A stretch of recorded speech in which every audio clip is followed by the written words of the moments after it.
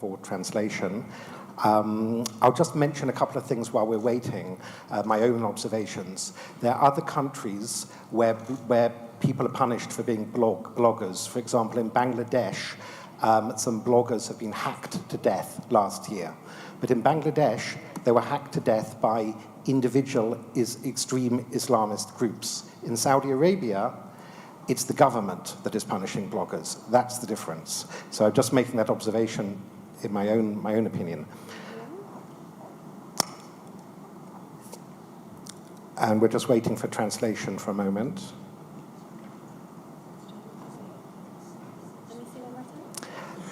I'll just fill in people a little bit more then. He was sentenced to 1,000 lashes. The first 50 lashes almost killed Raif. There was an international outcry last January, and the outcry obviously has had some effect because the lashes were meant to be carried out 50 every Friday after Friday prayers for 20 weeks, but they keep on being suspended. So he's still in prison, he's in terrible conditions, but he hasn't been lashed further until now. And in fact, the lashes are, in effect, life-threatening because they're so horrendous.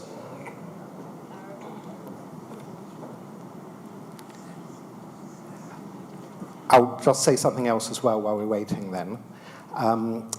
Because of concerns about other family members in Saudi Arabia, Ensaf doesn't want to talk about the new king, but I might say a few words in my own opinions about what's happening in Saudi Arabia. Ensaf, it's okay? No, okay. So I'll just while we're waiting for a headphone, as I said, because of various concerns, Ensaf doesn't want to talk specifically about the king in Saudi Arabia. But there was a new king, King Salman, came to the throne about a year ago, and some people had hopes that the situation might improve in Saudi Arabia. In fact, it's got considerably worse since he came to the throne. The number of executions has gone up greatly, to the point that the Saudi authorities even advertised for 8 new executioners because they didn't have enough executioners last year. Those people also had to be trained on how to do amputations of various limbs in addition to executions. And Saudi Arabia is third in the world after China and Iran in the number of executions it carries out. So I'm just letting people know a little bit about Saudi Arabia. So, Ensaf, turning to Raif.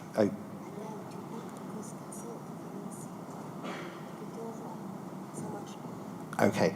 We're bringing an interpreter. Okay, so while we just wait for the interpreter, I'll just mention a few other things about Saudi Arabia.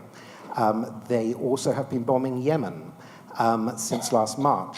Thousands and thousands of civilians have been killed. Amnesty International says that many of those killed were killed deliberately as Saudi-led coalition airplanes hit hospitals and schools and the like, indiscriminately bombing the population. This has not been in the media the same way that, for example, the Syria war has been in the media, but the situation in Yemen is hardly much better. And for various reasons, the media does not cover Saudi Arabia in the way that the conflict may be, one might expect. Anyway, we'll now return to Raif's particular case. How is Raif's mental condition? How is he holding up? I mean, can you speak to him? Can he speak to his children? Does he have a lawyer? Can a lawyer visit him?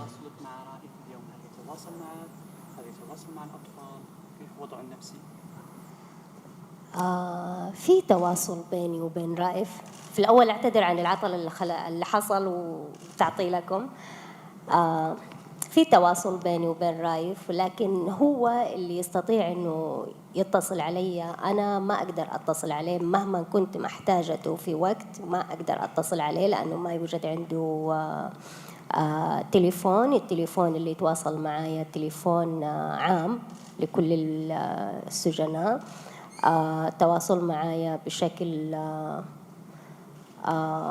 بسيط، يعني مرة في الأسبوع أو مرتين، مكالمة جدا قصيرة.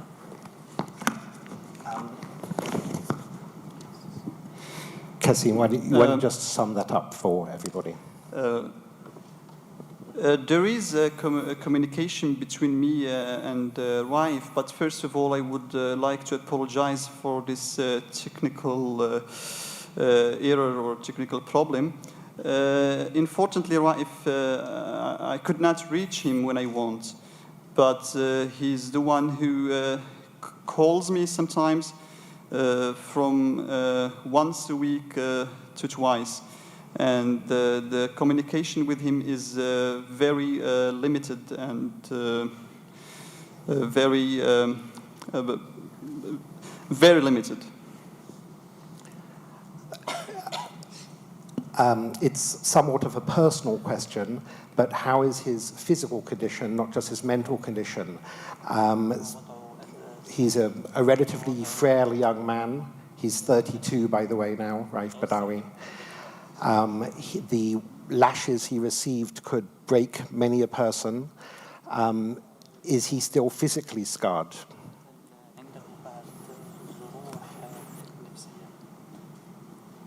أكيد السجن يظل السجن يعني أكيد وضعه الصحي سيء وضعه النفسي سيء الجلد هذا يعني ممكن أن يكون الجلد آثاره خلاص انتهت ولكن آثارها النفسية لسه موجودة نفسيته سيئة 4 سنين بعيد عن أولاده محكوم ب10 سنين 10 سنين منع من السفر يعني 20 سنة سجن بعيد عن أولاده هذه أكيد لها تأثير عليه يعني أصغر وحدة أكبر وحدة في أولاده لما يطلع من السعودية حيكون عمرها 32 سنة أكيد الوضع جدا صعب نفسيا وصحيا بالنسبة له For sure, the situation is very difficult, and his psychological and physical state is very bad.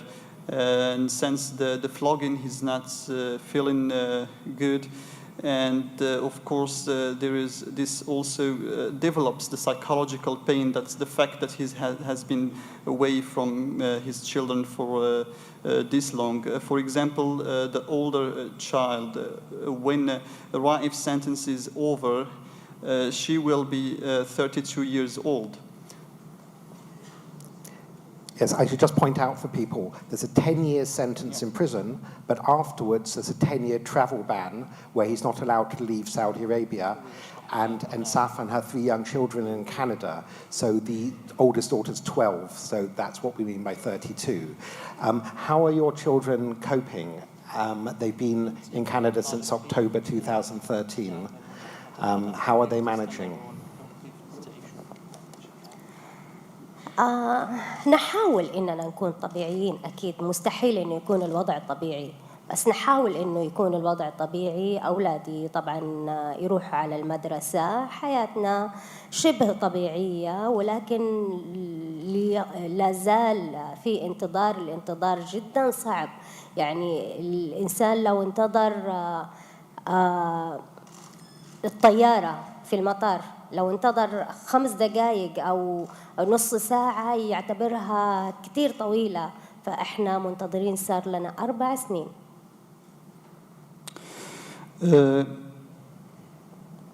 We try to be normal. It's of course impossible in this situation to be normal or to live a normal life.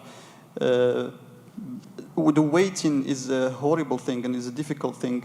And if a man has to wait for an airplane for 5 minutes or half an hour, it gets an unbearable situation. How can you imagine someone you have to wait for someone for like already 5 years and you don't know how long it would take? What about his legal situation? Does he have access to a good lawyer, a lawyer that he can choose himself? Are there any prospects for an appeal or early release?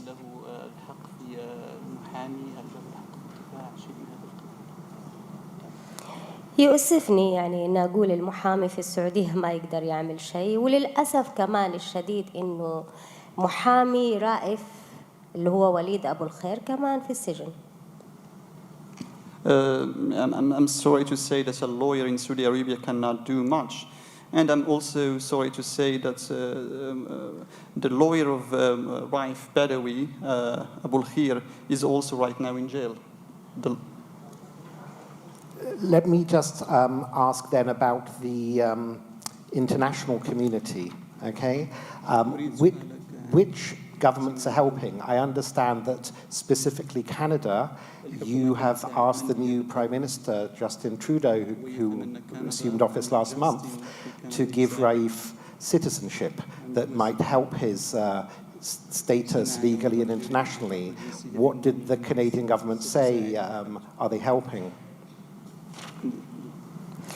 أول شيء أنا أشكر كندا، يعني كندا فعلا أول دولة قبلت بلجوئي، تبنتني أنا وأولادي، ألف شكر لهم. ولكن أتمنى إنه إعطاء الجنسية لرايف حتى تساعده إنه يطلع من السعودية، لأنه لما نناقش الموضوع الجنسية فقالوا إنه السعودية ما تقبل بازدواج الجنسيات. فبالعكس يعني هذا الشيء الجنسية الكندية لما حتعطى الرايف بكده حيتساعدوا إنه لما حيطلع حيكون له الحق إنه يترحل من السعودية. First of all, I would like to thank Canada. Canada was the first country which accepted my asylum and adopted me and my children. And I still hope he gets the Canadian citizenship because this would be very helpful. The Canadians said that we cannot give him the citizenship because the Saudis don't have such thing like dual citizenship. But I believe this would be very helpful, and I could say why. Because when he leaves the jail, when he gets freed, he will be a citizen of Canada, and he would not automatically not be a citizen of Saudi Arabia. And instead of banning him from travel, he would probably be deported to his country. I might add that the government of Canada last year signed a $15 billion weaponized armored vehicle contract with the Saudi government for $15 billion over the last 14 years. Other Western countries too sell a lot of arms and do a lot of other trade with Saudi Arabia.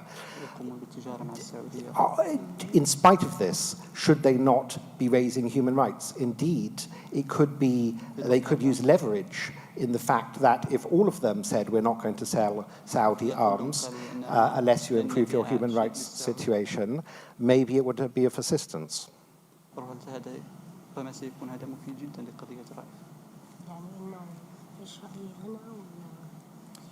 Do you mean, what do I think? Well, are you disappointed with the fact that the big Western democracies, not just Canada, the United States, Britain, France, and so on, don't put more pressure on the human rights issues in general, in Saudi Arabia, but also elsewhere for that matter?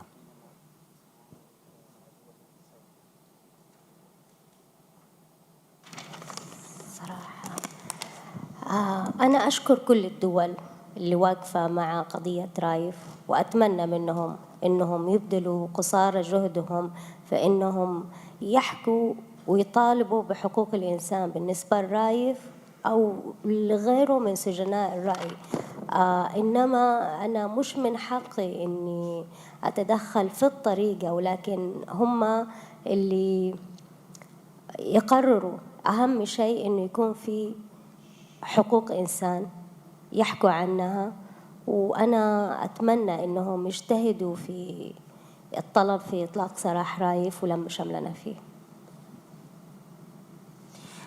I would like to thank all the countries which are helping Raif and doing a lot to demand his freedom, and all the political and opinion prisoners.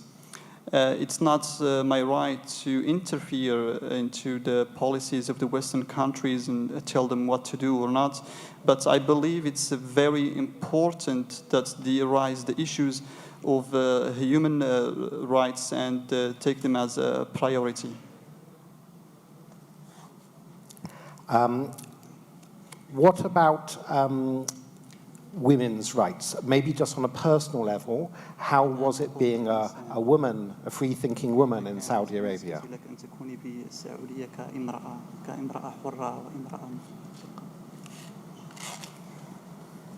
لو كان لي حقوقي كإنسان أو كامرأة في السعودية ما كان طلعت منها، لكن للأسف أنا في السعودية مش من حقي إني أعمل ولا أي شيء، دائما أمشي بولي أمري. If I had rights in Saudi Arabia, I would not be forced at the first place to leave. And I would not have to live under a male guardian. I just want to interject for one moment because, as I mentioned, Ensaf, for various reasons, because she has various family members there, doesn't want to discuss this, but to let the audience know that the authorities, as part of the harassment, arrested Raif Badawi's sister last month, Samar. She was held for 24 hours and then released on bail, but she's still continuing to be legally persecuted. They've also arrested Raif Badawi's sister's husband, and I believe he remains in prison. So, like I said a few minutes ago, the new king, Salman, has actually instituted a bigger crackdown on Saudi liberals and freedom of speech and so on. So I'm just letting people know about that.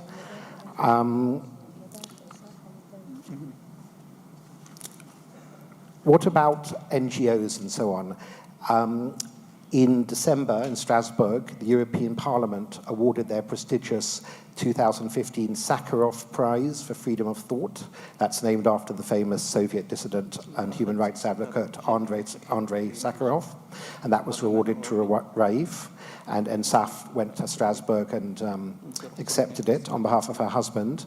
And quite a lot of other NGOs in Europe have given prizes, the Penn Pinter Prize last year, the Franco-German Journalism Prize for 2015, the Reporters Without Borders Sweden Prize, the Freedom of Speech Award from Deutsche Welle, prizes in Denmark, and so on.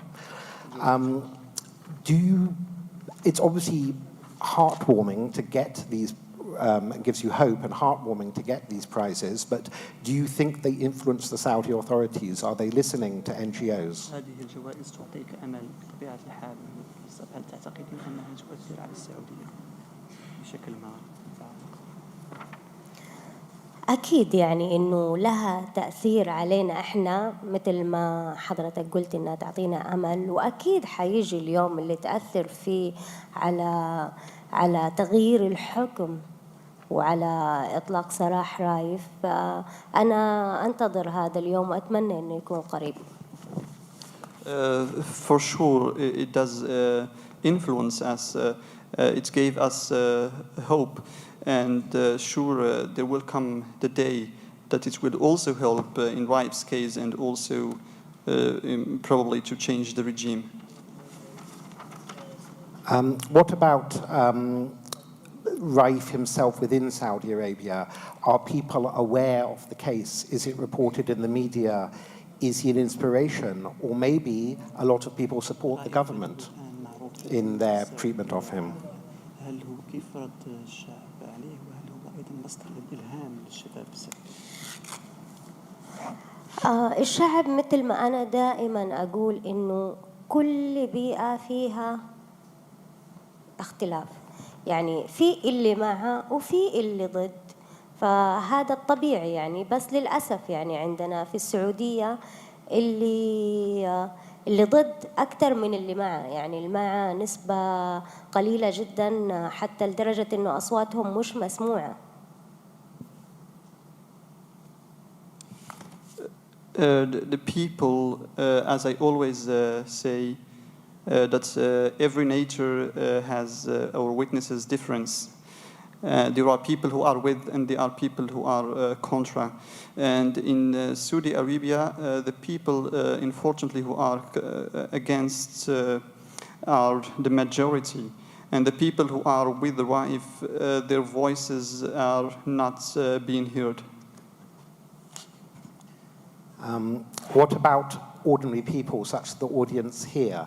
Is there something they can do to help? ما الناس العاديين اللي مثل هؤلاء اللي معنا في القاعة هل هنالك أشياء يستطيعون القيام بها؟ هل هنالك أشياء يقوموا بها من أجل رائف؟ الناس العاديين. أنا أشكر كل العالم اللي معايا واللي عاطيني من وقتهم حتى يسمعوني.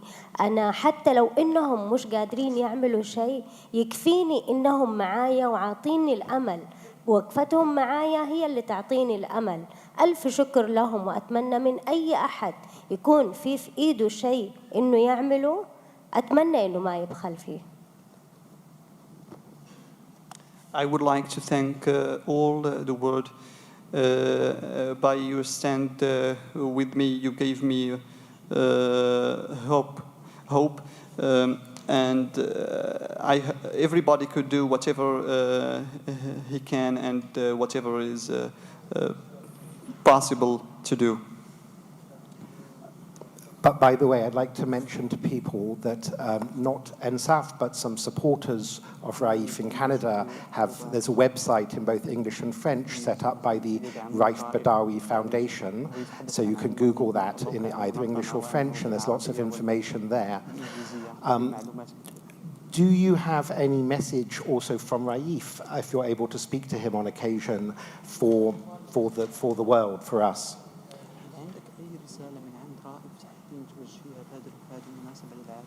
أكيد يعني رائف دائما يشكر كل العالم اللي معاه ويشكرهم فردا ويشكر الحكومات اللي واقفة معاه دائما.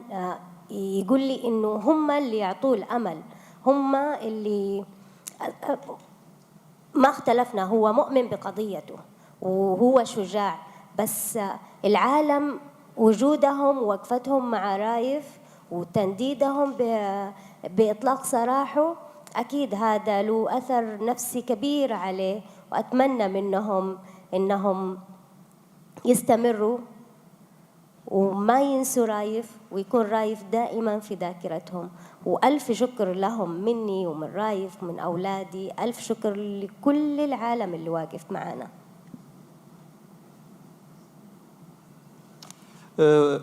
Certainly, Raif always thanks the people, individual who have been supporting him.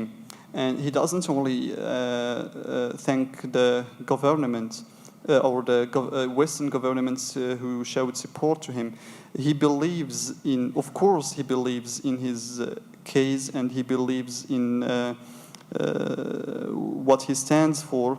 And Raif is a very brave man, and in the same time he appreciates a lot how the world is standing with him, and he wants them to continue demanding for his release, and that not to forget him. And I would like, on my name and on the name of my children, to thank everyone.